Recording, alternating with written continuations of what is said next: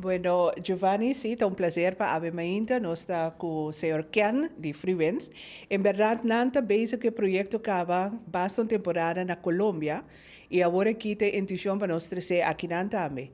E boso, como canal de televisão aqui na Bonaire, lo vai na trazer dentro do programa, não? Lo varo anunciar que dia e vai começar.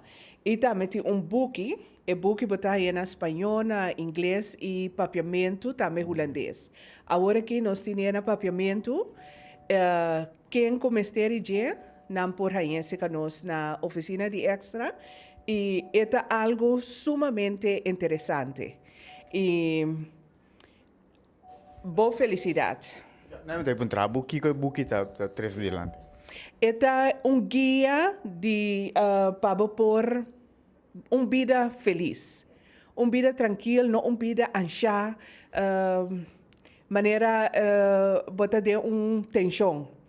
Bakoy book que bota bem, a do hora e costa bota cair na triba tópico que tá al caso e momento e você com relaxar bota, então é hobby interessante.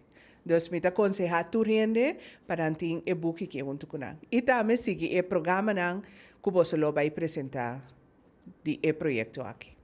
Lo que me doy punta lo que tem dentro book está netamente lo que está bem dentro vídeo não? Correcto.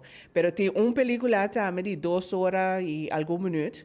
Esse aí também está hobby interessante. Pero você vai ganhar pida de lo qual que tem dentro e book também. Shirley, eu penso da punta para passar tempo nós não mira frequência na Bonaire. Bota junto com a hora aqui, vou explicar nosso papamento de como essa aqui tá? Bueno, Freewinds estava em parte Caribes na Colômbia, estava na Saint Kitts, parte na aí, e nang abimbek Corsou, pero na me será by dock.